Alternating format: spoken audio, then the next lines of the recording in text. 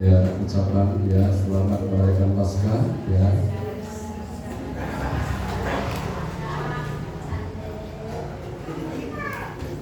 Haleluya, puji Tuhan Bapak Saudara ya. Hari ini kita sangat bersyukur kepada Tuhan ya. Kita boleh merayakan hari kemenangan ya, di mana bahwa hari Jumat yang lalu kita sudah memperingati akan hari kematian Tuhan Yesus ya, dan hari ini ya kita boleh merayakan bagaimana Tuhan sudah bangkit dari antara orang mati, saudara ya. Jadi saudara percaya bahwa Tuhan telah bangkit dari antara orang mati? Ya, ini memang sudah sangat sesuai dengan kebenaran firman Tuhan, saudara ya. Jadi ya, ini bukan hanya sekedar rutinitas atau tradisi yang kita lakukan, tetapi ini adalah sebuah tanda bukti bahwa kita belajar mau menghargai Tuhan, mau menghormati Tuhan, karena Tuhan sudah berkarya atas hidup kita semuanya. Amin, saudaraku ya.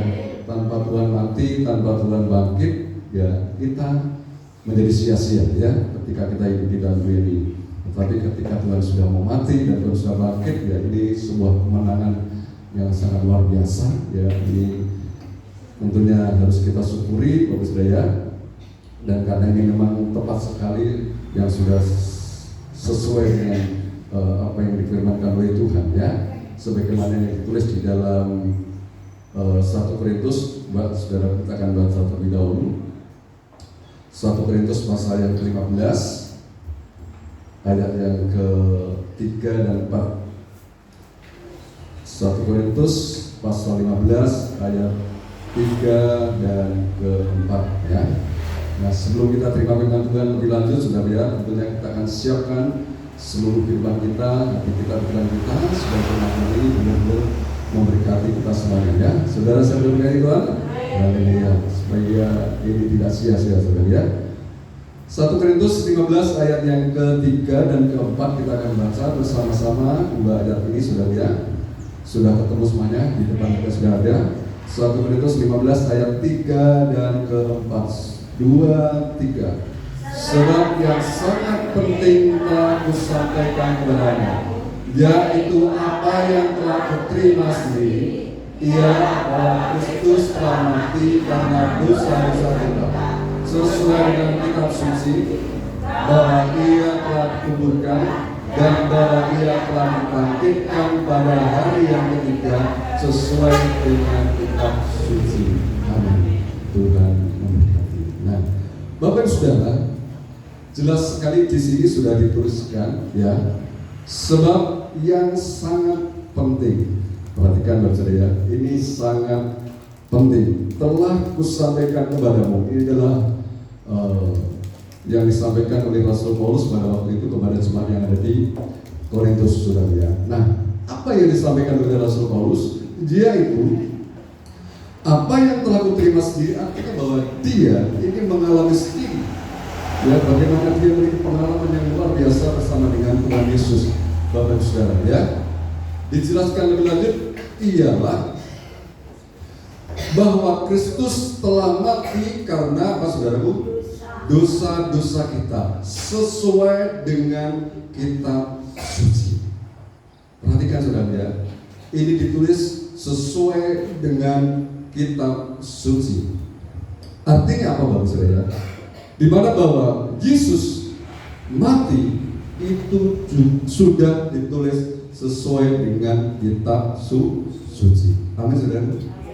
Ini artinya bahwa ini gak berita bohong. Ini kabar kebenaran, bukan berita palsu. Amin saudara. Ini berita kebenaran. Ini kabar baik, saudara Tuhan ya. Dan ini saudara Tuhan, kita menemukan sendiri bagaimana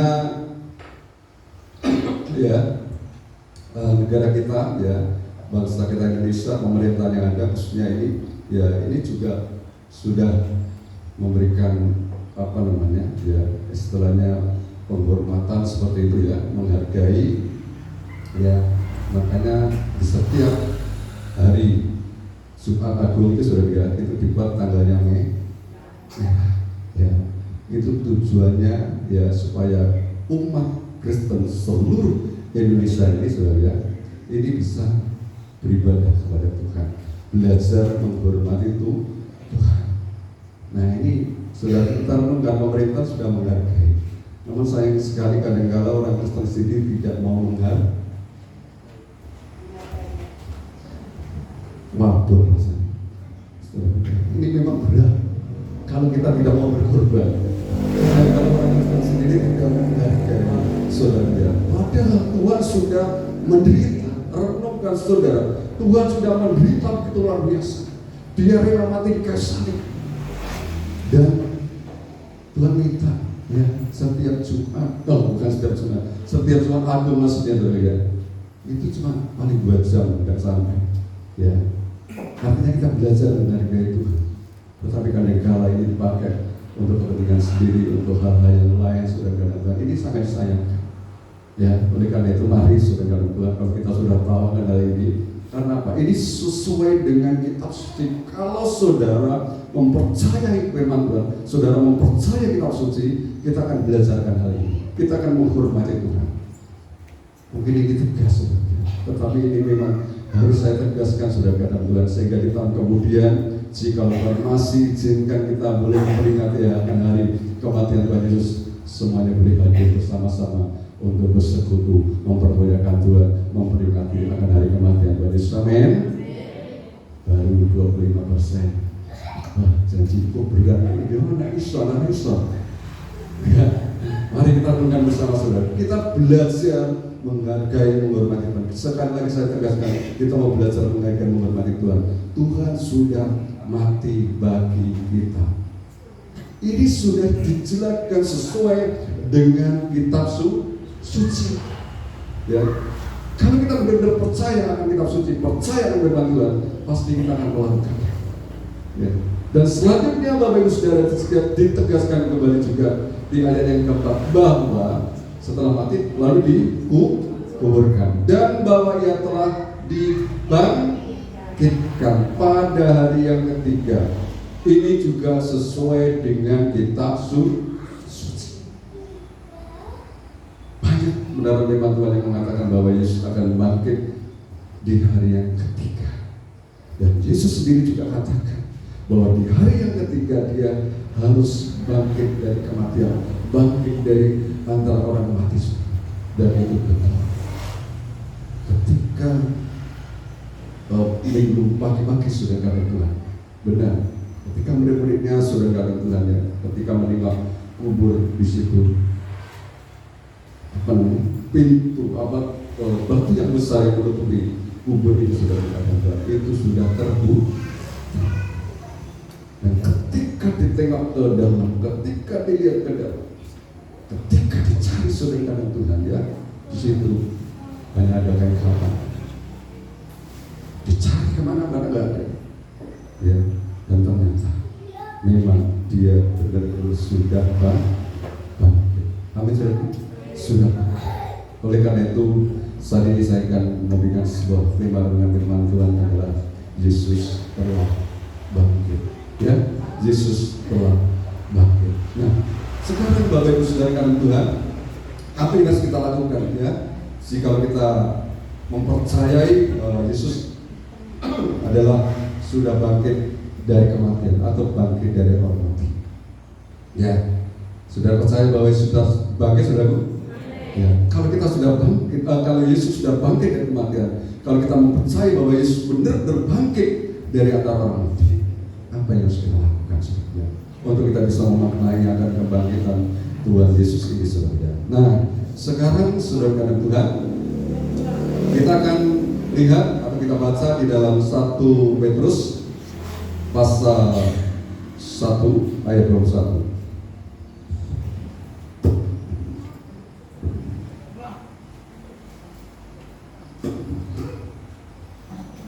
1 Petrus pasal 1 ayat 21.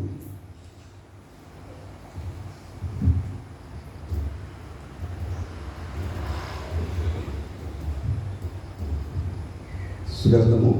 Ya. Bisa minta tolong salah seorang teman, ya. 1. Iya.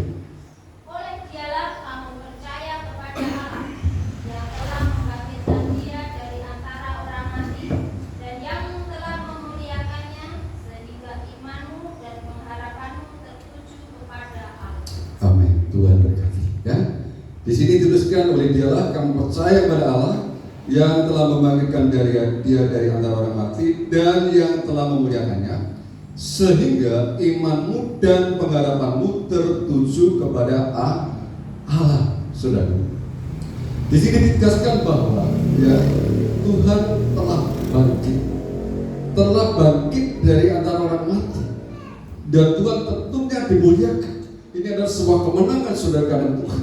Ya, kalau orang lain, orang yang tidak percaya bahwa itu adalah sebuah rekayasa, ya ini pura-pura bangkit, tidak saudara. Ini betul-betul bangkit saudara karena Tuhan. Ya, sehingga kita renungkan di sini apa yang harus kita lakukan sebagai orang yang sudah mengenal percaya kepada Tuhan. Di sini ditegaskan yang melalui surat Petrus ini adalah sehingga imanmu dan pengharapanmu tertuju kepada Allah. Ini yang ingin saya tegaskan saat ini. Kalau kita sudah mengaku, kita sudah percaya bahwa Yesus telah bangkit, maka iman dan pengharapan kita ini harus tertuju kepada Allah. Amin saudara. Bukankah saya sudah memiliki iman? Bukankah saya sudah percaya kepada Tuhan? Bukankah saya sudah menyatakan bahwa diri saya Kristen? Betul Bapak saya. Tetapi ini bisa dibuktikan ketika kita harus menghadapi banyak tantangan. Ya, kita masih hidup di dalam dunia ini yang banyak sekali tantangan-tantangan, tawaran-tawaran dunia ini sudah dihadap Tuhan, yang membuat kita tergiur, yang membuat kita kadang-kadang kita lemah, yang membuat kadang-kadang kita bisa kalah. Oleh karena itu mari kita diajarkan, ditegaskan di sini bahwa iman dan pengharapan kita ini harus tertuju kepada Tuhan. Mari kita renungkan, sudahkah kita memiliki iman dan pengharapan kita ini tertuju kepada Tuhan? Ataukah mungkin hanya separuh-separuh? Ya ke Tuhan, ya ke dunia, ya ke Tuhan, ya ke saya sendiri, ya ke Tuhan, ya dengan kekuatan saya sendiri. Mari saudara, kita renungkan bersama-sama supaya kita belajar dari kebangkitan Tuhan Yesus ini, supaya benar-benar ini bisa merubah hidup kita, supaya kita tidak mengalami kekalahan, supaya kita tidak mengalami kelemahan. Saudara, namanya Yesus sudah mengalami kemenangan, maut telah dikalahkan, kuasa maut telah dihancurkan. Saudara, dia sudah bebas dari pujian, dikatakan bebas. Ini biarlah ini juga benar-benar membebaskan kita. Amin saudara. Kalau Yesus sudah bebas, Yesus sudah mengalami kemenangan, kita sebagai anaknya yang sudah mengenal percaya pada Tuhan, kita juga harus mengalami yang namanya kebebasan kemenangan, sehingga kita tidak lagi iman kita hanya tertuju kepada hal-hal seputar dunia. Nanti kita akan lihat lebih lanjut dari acaranya lebih lanjut. Tetapi ini yang harus kita lakukan bersama-sama. Ya, karena ada satu ayat mengatakan juga, kalau istilahnya ya kita mengenal saya kepada Tuhan, ya harapan kita ini ya hanya selagi di dunia ini saja, untuk hal-hal dunia ini saja kita akan menjadi orang yang sangat malam di dunia ini. Artinya kita salah persepsi, salah motivasi, salah tujuan ketika kita mengenal Tuhan. Ya, oleh karena itu mari kita tujukan. Artinya apa? Kita fokuskan seluruh iman kita ini tertuju kepada Allah. Sentralnya itu adalah pribadi Tuhan. Kalau sentralnya kepada Tuhan, ini sebenarnya kita sudah di posisi yang aman. Walaupun dunia gentar, walaupun dunia banyak kekacauan, walaupun dunia semakin tidak karuan sebenarnya. Tetapi kalau kita tertuju pada Allah, kita akan menikmati ketenangan. Amin saudara. Amin. Ya. Kemarin ada berita di Lampung itu saudara. Pokoknya di Lampung, di wilayah Sumatera bagian selatan itu ada sebuah budaya yang aneh saudara. Jadi seperti kayak meteor itu ya, kemudian terbang gitu. Banyak orang bilang, wah itu rudal, ya, terus jalan kemana-mana dalam lampunya seperti itu. Ini juga itu kalau benar-benar jauh meledak, tapi ternyata ketika diselidiki itu adalah sepertinya itu adalah sampah dari Cina, apa itu saudara, itu yang dari luar angkasa itu saudara. Ya, tapi kita renungkan kalau kita tetap dihancurkan nanti dan memang akan dihancurkan oleh Tuhan. Kita berdoa. Oleh karena itu Bapak Ibu Saudara, mari kita akan belajar lebih lanjut bagaimana caranya supaya iman dan pengharapan kita ini benar-benar bisa tertuju kepada Tuhan, ya, supaya iman dan pengharapan kita ini hanya bisa tertuju pada Tuhan. Sekarang kita akan buka di dalam suratan Kolose pasal yang ketiga. Kolose pasal yang ketiga, ini ayat sudah pernah saya sampaikan, tetapi kali ini biarlah supaya benar-benar bisa memberkati kita semuanya. Kolose pasal 3 ayat 1 sampai 4. Kita akan baca bergantian dengan saya, ya. Sudah ketemu? Kolose 3 ayat 1 sampai yang keempat. Ya, ayat pertama. Karena itu kalau kamu dibangkitkan bersama dengan Kristus, carilah perkara yang di atas, di mana Kristus ada, duduk sebelah kanan Allah. Sebab kamu telah mati dan hidupmu tersembunyi bersama dengan Kristus di dalam Allah.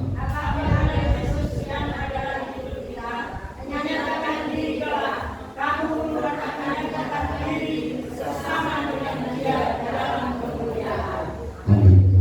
Banyak baru sebagian yang baca, ya, atau mungkin kurang menyimak. Ya, sudah perhatikan saudara. Ini saya sampaikan teman-teman dalam lama-lama saudara. Jadi saudara jangan sampai kehilangan kesempatan, ya. Saudara perhatikan dengan serius supaya saudara juga diberkati. Amin. Ya, jadi mari, ya, kalau kita mau benar-benar fokus kepada Tuhan, iman dan pengharapan kita tertuju kepada Tuhan, ya, ini ditegaskan kembali. Karena itu kalau kamu dibangkitkan bersama dengan Kristus, carilah perkara yang di atas, di mana Kristus ada, duduk sebelah kanan Allah. Pikirkanlah perkara yang di atas, bukan yang di bumi. Jadi Bapak Ibu Saudara, kalau kita mau iman dan pengharapan kita tertuju pada Tuhan, kita harus betul-betul mencari dan memikirkan perkara-perkara yang di atas. Mencari dan memikirkan perkara-perkara yang di atas, ini perkara-perkara surgawi, bukan perkara-perkara dunia. Kata mencari ini adalah sebuah kalimat yang menyatakan bahwa ini adalah sebuah usaha yang serius. Dan itu tidak mudah ketika seorang tidak memiliki usaha yang serius. Jadi kalau kita benar-benar mau mencari, saudara, ada usaha, ada perjuangan di dalam diri kita sampai benar-benar kita menemukan. Amin, saudara. Sampai benar-benar menemukan. Mari kita cari. Tuhan kan sudah ada, kenapa harus dicari? Tidak begitu, saudara. Memang Tuhan sudah ada, Tuhan dimanapun ada. Ya, dimanapun ada, saudara. Di luar sana ada, di dalamnya ada, saudara. Bahkan di dalam hati kita ada.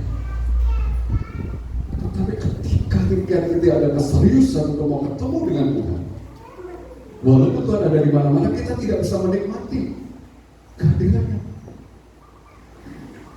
Apa buktinya kita tidak bisa menikmati kehadirannya? Pernah mungkin saudara menghadapi yang namanya sesuatu yang menakutkan, sesuatu yang mengkhawatirkan, lalu tiba-tiba saudara merasakan, kok begini ya, bingung. Itu artinya saudara tidak merasakan kehadiran Tuhan.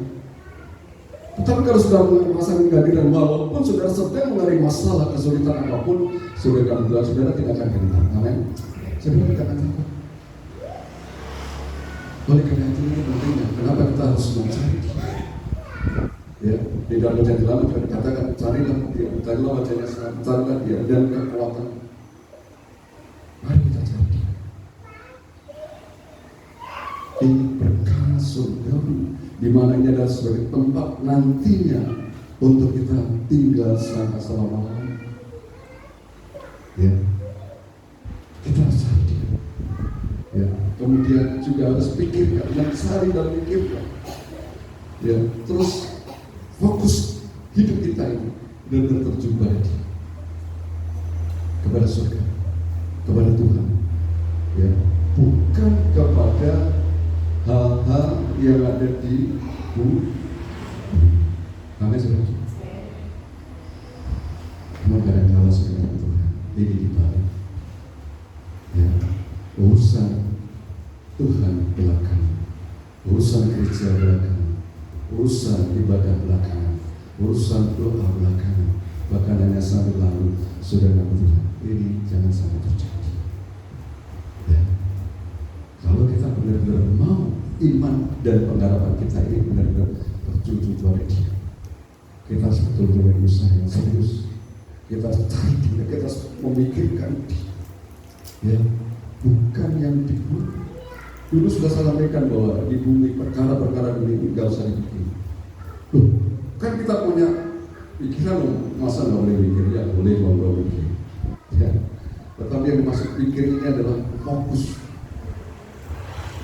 Sentral kita itu jangan tertuju pada dunia ini. Ini maksudnya Tuhan seperti itu. Jangan kita nggak bisa berpikir, ya bingung. Ya, nanti gimana pokoknya saksain, sakar berdiri, pokoknya yang ngalir, ya nggak bisa juga. Kita juga punya program, kita punya rencana, kita punya planning, ya untuk masa depan anak-anak kita dan sebagainya. Monggo silakan. Ya. Tetapi yang Tuhan maksud di sini adalah bahwa kita tidak fokus ke situ. Fokus kita adalah tertuju kepada Tuhan. Amin. Fokus kita adalah tertuju.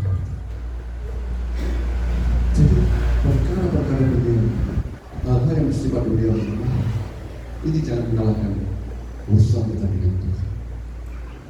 Ingat, ini sudah sering kali saya sampaikan bahwa ya kebenaran firman Tuhan mengatakan bahwa segala sesuatu yang berhubungan dengan keperluan kita, ya ini kita bawa doa dan kita serahkan kepada Tuhan.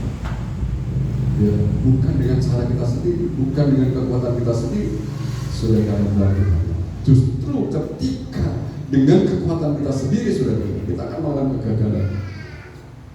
Oleh karena itu, mari saudara Tuhan, kita belajar bersama-sama. Ya, untuk kita belajar mencari dan memikirkan perkara-perkara yang di atas, perkara-perkara surga. Ya, bukan perkara-perkara dunia. Ya, Tuhan tahu apapun yang menjadi kebutuhan kita, apapun yang menjadi keperluan kita, apapun yang menjadi permasalahan kita, bahkan mungkin sakit penyakit sekalipun, Tuhan tahu. Ya. Tetapi kalau kita sungguh-sungguh dengan Tuhan, sungguh-sungguh dengan Tuhan, memfokuskan hidup kita kepada Tuhan, saya benar percaya bahwa Tuhan tidak akan tinggal diam. Sebelum kita minta sekalipun, Tuhan sudah mempersiapkan segala sesuatu. Sebelum kita minta sekalipun, Tuhan juga menolong kita semua. Amin, saudara. Amin. Jadi kita tidak usah khawatir dengan hal ini. Ya. Kalau kita melihat situasi kondisi kejadian ini sangat mengkhawatirkan kita semuanya. Ya. Harga barang itu tidak sulit untuk turun kembali, saudara. Kalau potensi naik itu jelas pasti ada. Ya, jelas pasti ada. Bagaimana kesiapan kita, saudara, kalau kita tidak sungguh-sungguh dengan Tuhan? Ya, saya ingatkan juga bagi anak-anak muda, remaja, saudara, ya, masa depan kalian itu bukan di kecakapan kalian, kepintaran kalian, itu. Banyak di luar sana orang-orang pintar yang nganggur, sarjana-sarjana yang nganggur, saudara Tuhan, ya, banyak sekali. Tetapi kalau kita mengandalkan Dia, mengandalkan Tuhan, mengutamakan Tuhan di atas segalanya, saya benar percaya bahwa Tuhan pasti buka jalan nantinya. Amin. Walaupun di luar sana banyak orang yang nganggur, tetapi anak-anak Tuhan itu nanti akan ditempatkan di posisi yang terbaik. Amin, saudara. Jadi mari kita belajar untuk mengutamakan Tuhan. Waktu-waktu yang masih ada ini, mari kita pergunakan dengan sebaik-baiknya. Jangan pernah kita sia-siakan, jangan pernah kita tukar dengan hal-hal dunia. Ya, mari. Yang hari-hari ini mungkin sudah jarang ke gereja, kembali aktif lagi setiap beribadah. Yang sudah mulai jarang ibadah hari Selasa, kembali aktif ibadah hari Selasa. Yang jarang hari Kamis, kembali aktif ibadah hari Kamis. Yang jarang doa pagi, mari kembali aktif lagi doa pagi. Banyak kesempatan sebenarnya yang Tuhan berikan kepada kita. Mari kita sia-siakan. Bagaimana kita memfokuskan diri kita kepada Tuhan kalau kita tidak serius dengan Tuhan? Waktu kita banyak dicuri oleh iblis. Makanya Yesus katakan bahwa kita harus menjadi orang yang bijak mengenai hidup kita ini sudah dengan Tuhan. Karena hari-hari ini adalah jahat. Ini yang kita renungkan. Jadi mari kita memfokuskan diri kita ini kepada Tuhan. Iman dan pengharapan kita kepada Tuhan. Dengan cara kita terus mencari dan memikirkan perkara-perkara rohani, bukan perkara-perkara jasmani atau perkara-perkara dunia. Kenapa saudara kita harus melakukan seperti itu? Dijelaskan di dalam ayat 3 dan 4, sebab kamu telah mati dan hidupmu tersembunyi bersama dengan Kristus di dalam Allah. Ya, ini di ayat ketiga saja. Ya, ini jawabannya sudah dimakan Tuhan. Dan saya akan bacakan di dalam terjemahan Indonesia sederhana, saudara ya. Ini supaya lebih mudah. Ya, di Kolose pasal yang ke-3 ayat yang ketiga.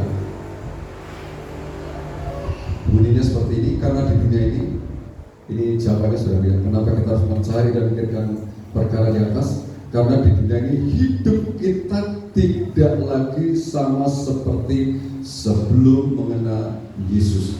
Kita sudah mati terhadap cara hidup yang seperti itu. Dan walaupun kita tidak melihatnya sumber hidup kita yang berada di surga, sebab Yesus sebagai kepala kita berada di sana dan hidup bersatu dengan Allah. Saudara, kita renungkan bahwa ya, karena di dunia ini hidup kita ini tidak lagi sama seperti sebelum mengenal Yesus. Sebelum kita mengenal Yesus, saudara, ini jelas fokus kita ini tertuju kepada hal-hal dunia ini. Ya, tetapi ketika kita sudah mengenal Tuhan, kita menjadi anak-anak Tuhan, kita itu sudah beda. Seharusnya sudah beda. Kita ini sudah menjadi miliknya Yesus. Kami sudah, kita sudah miliknya Yesus. Jadi Yesus yang bertanggung jawab atas hidup kita. Jadi pola pikir kita, cara pandang kita, cara hidup kita ini sudah beda saja. Tidak seperti orang-orang dunia. Makanya kenapa kita tidak boleh memikirkan hal-hal dunia ini? Karena kita sudah beda. Warga kerajaan kita pun juga sudah beda. Kita tidak lagi hidup di dunia ini. Walaupun secara jasmani kita masih menunggu, tetapi sudah hidup kita ini sudah bersama-sama dengan Tuhan. Amin. Sudah bersama-sama dengan Tuhan. Ya, sudah bersama-sama dengan Tuhan.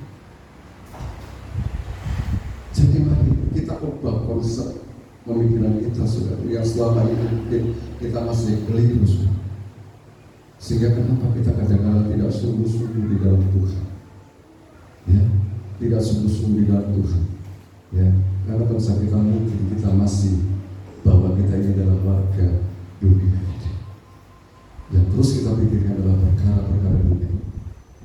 Tetapi kalau kita sudah ngerti betul bahwa kita sudah diambil alih oleh Tuhan, kita tidak seperti ketika kita belum mengenal pada Tuhan, maka kita akan terus bisa mencari, memikirkan perkara-perkara surga.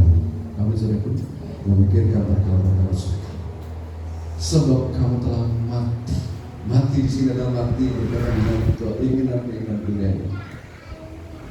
Sementara kita belum mematikan ini, saudara, kita sulit untuk mencari dan memikirkan perkara-perkara surga. Oleh karena itu harus kita matikan dulu.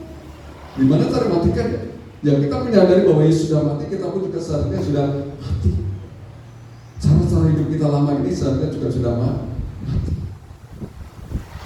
Makanya baptisan itu sudah dalam Tuhan, ya, dikuburkan, ya, dicelupkan, dimasukkan ke dalam air itu sebagai lambang kematian tubuh manusia. Itu harus betul-betul dimatikan. Dan ketika diangkat, keluarga dari air, itu dibangkitkan bersama dengan kebangkitan Yesus. Seharusnya kita juga bangkit. Artinya cara hidup kita itu juga sudah berbeda. Cara hidup kita seharusnya sudah berbeda. Oleh karena itu mari saudara Tuhan, ini jelas sekali bahwa kita, ya, harus mencari dan memikirkan perkara-perkara yang di atas, jadi perkara-perkara surga, bukan perkara-perkara dunia. Kalau kita memfokuskan yaitu iman dan pengharapan yang Selanjutnya bagian terakhir saudara ya, ini yang bisa kita nikmati ya, tentunya Tuhan sudah persiapkan semuanya kalau kita sungguh-sungguh ya mencari dan memikirkan hal-hal yang rohani saudara ya. Di ayat yang keempat, kita akan baca bersama-sama saudara. Di ayat yang keempat, Kolose 3 ayat keempat, sudah siap semuanya? Tolong yang bisa baca, kita baca bersama-sama. 2, 3. Apabila Kristus yang ada hidup kita menyatakan diri kelak, kamu pun akan menyatakan diri bersama dengan Dia dalam kemuliaan. Amin. Nah ini saudara ya, apabila Kristus yang adalah hidup kita, ya Kristus hidup kita dan menyatakan diri kelak suatu saat nanti Dia betul-betul menyatakan dirinya dengan jelas saudara ya, maka kita pun akan menyatakan diri bersama dengan Dia dalam kemuliaan. Artinya apa saudara? Kita suatu saat nanti akan menikmati kemuliaan bersama-sama dengan Tuhan. Amin saudara. Menikmati kemuliaan bersama-sama dengan Tuhan. Kalau hidup kita sungguh-sungguh di dalam Tuhan, kita mau mencari dan memikirkan perkara-perkara surga, kita akan menikmati kemuliaan yang sangat besar. Bukan kemuliaan yang ada di dunia, yang sifatnya sangat rendah. Kalau lagi banyak duit, mungkin banyak orang yang dekat dengan kita, mungkin banyak orang yang mengagumi kita. Tetapi ketika sudah tidak ada, sudah hilang banyak. Tetapi ini tidak. Kalau kita sungguh-sungguh dengan Tuhan, kita akan dimuliakan. Kita akan menikmati kemuliaan yang sangat besar, yang tidak bisa kita dapatkan di dalam dunia ini. Dunia ini gampang sekali berubah-ubah. Kadang-kadang disanjung, kadang-kadang ditinggikan, kadang-kadang dijatuhkan. Sedangkan ini memang dunia seperti itu, jahat. Tapi kalau kita bersama-sama dengan Tuhan, ini tetap posisi kita tetap di atas. Ya, kita akan tetap dimuliakan bersama-sama dengan Tuhan.